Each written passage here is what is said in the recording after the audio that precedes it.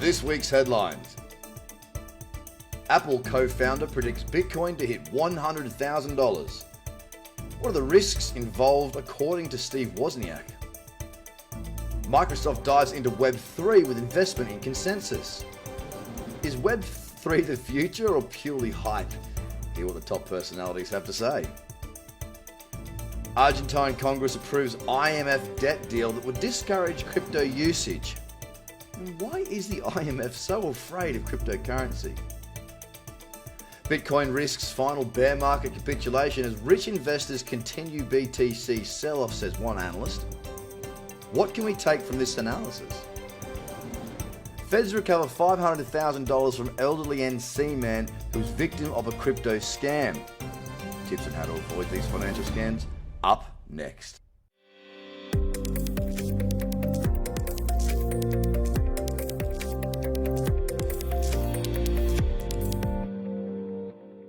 G'day everybody and welcome to another episode of This Week in Crypto.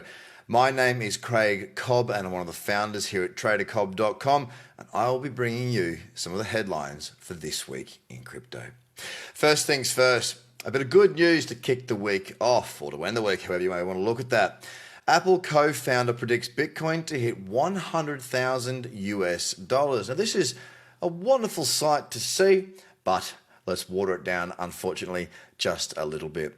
The co-founder of technology giant Apple has predicted that Bitcoin will more than double in price based off market speculation alone. He said just recently, I think that Bitcoin is going to go to $100,000, said Steve. Sounds weird saying his name is just Steve without the Wozniak bit, doesn't it? He said this is the watering down bit that I think is really important to note, and as much as I am on board with Steve, he does not suggest a moment in time or when that will happen. I don't know where I got that theory. I can't put any mathematics to it. I just really feel it from all the interest in crypto. So obviously, Steve, as I'm going to refer to him from now on, is a believer in Bitcoin and cryptocurrency and digital assets. So yeah, I mean, I'm in the same boat. I believe that there is a lot of interest, not a lot of hype right now, but definitely a lot of interest, which will lead to further increase in price. As to when that happens, well, Steve's like me. He's just a guessing man. Until I get something proper to look at, some proper strong trends across weekly, monthly, and daily, I shall just be waiting. I think it's being used a lot these days to rip people off. We're in a bit of a sour grape moment, Steve said. People will say, I'll start a crypto. I'll hire an engineer that knows how to create it, and I've got a celebrity to back it up, and we'll put it out to Kim Kardashian coin or something like that. And as I see this happening all the time, where the founders of these coins pull out millions of dollars right away from investors and say, I want to get in quick when it's young because it's going to grow like Bitcoin and make $1 billion out of pennies. And there we have Steve wrapping up what a lot of cryptos are. And I suppose the really unfortunate part of that is that he is absolutely correct. I think he's correct in both pieces of material that he's spoken of. I do believe we'll see Bitcoin go over 100,000 US dollars. I also do believe there will be many, many more people that are creating coins primarily for the reason to rip people off. And therefore, there will be many more people that do get ripped off. You see, we get this beautiful asset class that we've heard many stories about, that has made many millionaires and billionaires around the world in a relatively or extraordinarily short period of time. So naturally, that is going to prick the ears of many people. And of course, you go into the news cycle, and typically what they're talking about in like this is Channel 9 News, a national news channel here in Australia. Typically what they'll do is they'll highlight these sorts of things. I got interviewed recently for something like that with the Daily Telegraph or whatever it was about crypto millionaires.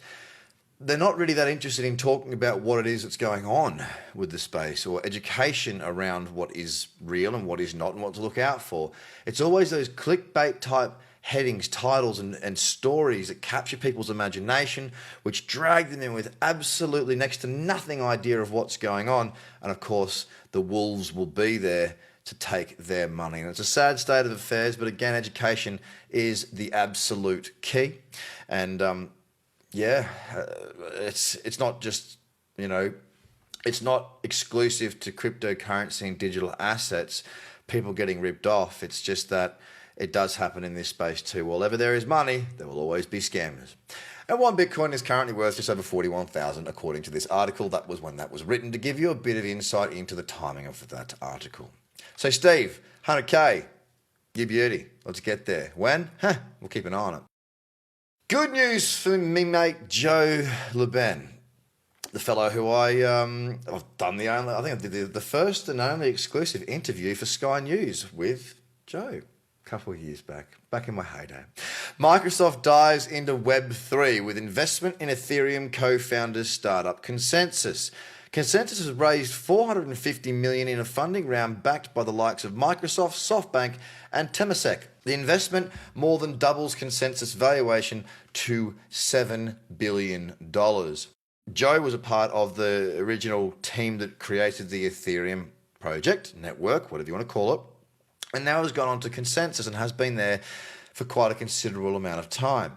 Now, whilst Ethereum obviously is to be built on, ConsenSys is one of those businesses that are helping to build on it and understand it and make it all work. It marks a rare crypto-related bet from Microsoft. The company previously led an early-stage investment in Palm NFT Studio, a startup also co-founded by Lubin. So it appears that Microsoft are investing into pedigree, people in business with business acumen, nous, ability, and knowledge, as opposed to just going out there and buying their cryptos from whatever. Which seems like a very smart and normal move from a massive firm like that to back a horse in the race who is very well regarded. It's a term that has attracted a lot of character and money in Silicon Valley. This is Web3, by the way.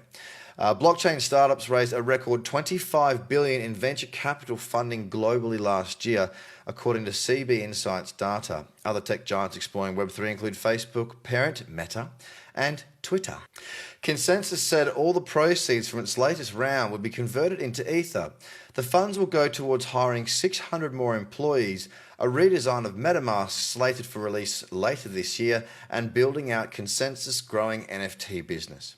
Now, just weighing in on Web3 hype, there's been a few people coming out having a bit of a poo-poo about it, mainly Elon Musk and Jack Dorsey. Musk and Dorsey have both Musk has sort of leaned towards Web3 being a bit of a buzzword, and Dorsey is more concerned about the centralization of Web3 being owned by major corporations, so therefore being a centralized entity, not a decentralized entity. So the reply back from Joe is this. What Jake may be concerned about is how a small number of VCs are grabbing the lion's share of equity or tokens in many of the best projects, ConsenSys CEO said. I'm not concerned at all. Decentralized protocol technology is anti-fragile and is a global community, Lubin added. The community will interpret centralization as a suboptimal and opportunity and will relentlessly decentralize. So there you go. Something good there for the ConsenSys team and our market overall. More big money from big business coming in. Argentine Congress approves IMF debt deal that would discourage crypto usage. The $45 billion loan was approved by the Senate on Thursday night, 1 week after the Chamber of Deputies passed it. Now, the International Monetary Fund, saying that they don't want people to use crypto, I wonder what motives they may have. Well, the Argentine Senate on Thursday night approved a debt deal of $45 billion with the International Monetary Fund, linked to an agreement that includes a provision discouraging the use of cryptocurrencies. This article wraps itself up so beautifully well if you wait for me just for one moment. The provision, entitled Strengthening Financial Resilience, says, to further safeguard financial stability, we are taking important steps to discourage the use of cryptocurrencies with a view to preventing money laundering, informality, and disintermediation. That's a big word. So whenever we hear anyone speak negatively about Bitcoin, it's about money laundering. That's always thrown in there, despite the fact that it is such a small drop in the ocean compared to the US dollar. But hey ho, they keep on clinging to that. Now, as the IMF wants to see cryptocurrencies not used for obvious reasons, they've got their own currencies that they want to have used, and they get interest on those currencies, and they control the world through these currencies. To a certain extent, I'm not getting all conspiracy theory, that's just sort of the blocks that build the IMF house. But how about this? The Latin American country, which recorded year-on-year inflation of 52.3% in February, coming to a country near you, has become one of South America's leading crypto hubs in the region. Stablecoins purchases increased sixfold in 2020, according to information provided by local exchanges. Now let's just rewind that for a second. IMF says we'll do a deal. We don't want you to use cryptocurrencies. The inflation is 52.3% for Latin America and these particular countries. That therefore has pushed these people in this nation to take on stablecoins. Why? Stablecoin, which is what they're doing to help themselves. The IMF does not want people to help themselves. The IMF wants to help the people themselves.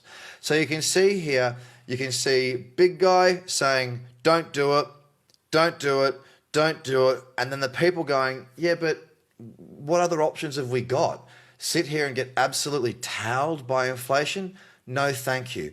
I'm going to take matters into my own hands because there is this thing called cryptocurrency. So in one singular article, you can see why they don't want them to do it and why people should have the right to do exactly what they are doing in these South American countries. Good on you.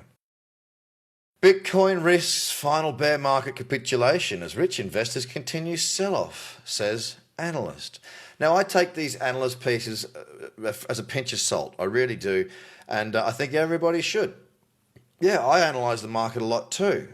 You'll see me on my YouTube and all that sort of stuff, my scans and my team scans. We're analyzing the market, but we're not doing it to work out where it's going so much as we are looking to find trading opportunities within that small period of time. I'm not one to pick tops. I'm not one to pick bottoms. I do take profits and I do buy in, but I am careful. I do not try and pretend that I know where the top is or the bottom is. So I do take these little snippets with a grain of salt. However, the thing is that this has got a little bit of a different spin on it. Now, the room for another Bitcoin drop, a metric that signals when inexperienced traders sell to experienced traders during a BTC freefall, which typically coincides with the market bottom. And this is something that Wu has called cost basis. That's what he's called it. A cost basis underwent significant dips during the previous bear markets, also before strong accumulation took place, as shown in the chart below. Interestingly, Bitcoin's ongoing correction from 69,000 in November 22 to around 39,000 in March 22 has not resulted in a massive drop in its cost basis. Now, for some reason, that means something that we may see further downside. And whilst I don't understand the on-chain data that Wu's talking about here, I won't discount it either. I'm always looking to learn, and so should you be. For example, it noted that addresses that hold as much as 10 Bitcoin have been accumulating the coins in the past 30 days. And this is typically what we do see here, and what does make sense to me with this little section of text here, that when the market falls, often people panic that don't have a long-term hold on the market or understanding or haven't been through a bear market before. As they are selling, it allows us to be buying more Bitcoin at a lower price because we believe that we will see it increase in value over time. That does make sense. But at the moment, they're talking about the fact that Bitcoin is actually being sold by some whales as well, which doesn't come as a major surprise to me, considering that there is a lot of profit out there and people that are intelligent, and I shouldn't say that this is not the only thing to do, but people that are intelligent that would like to realize some of their gains, realize that they will need to take some profits to sell some Bitcoin for them to move into other markets or buy a house or a car or whatever it is that makes them happy, okay? And there's nothing wrong with taking profits along the way. Bitcoin is most deflationary in history. Meanwhile, another metric dubbed LTH inflation, deflation ratio, is also corroborating the aforementioned theory according to ARK Invest on-chain analyst David Purell, who I've spoken of before. In detail, Bitcoin inflation points to LTH releasing their Bitcoin into circulation faster than the natural sell side of miners. Conversely, deflation suggests that LTHs have, and that stands for something like, long-term holders, that's it, have absorbed a proportional amount of the miner sell side every day alongside the outstanding total supply. Now, again, coming back to the analyst view on this, there is no strong, and he's done a good job in that sense. He's not saying we are going to fall lower or this is the bottom. He's just noting a couple of things that he's noticed in his own analysis that suggests that we may not yet be at the bottom of this Bitcoin fall. Either way, I'm pretty happy with what's going on and what the future holds.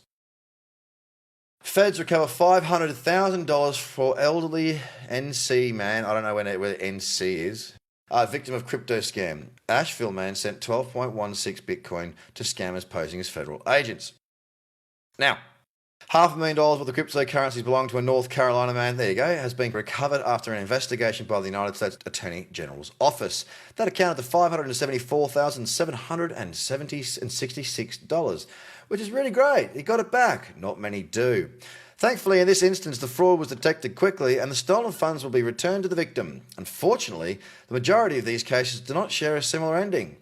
So, again, I urge everyone to learn how to spot imposter scams and help warn others.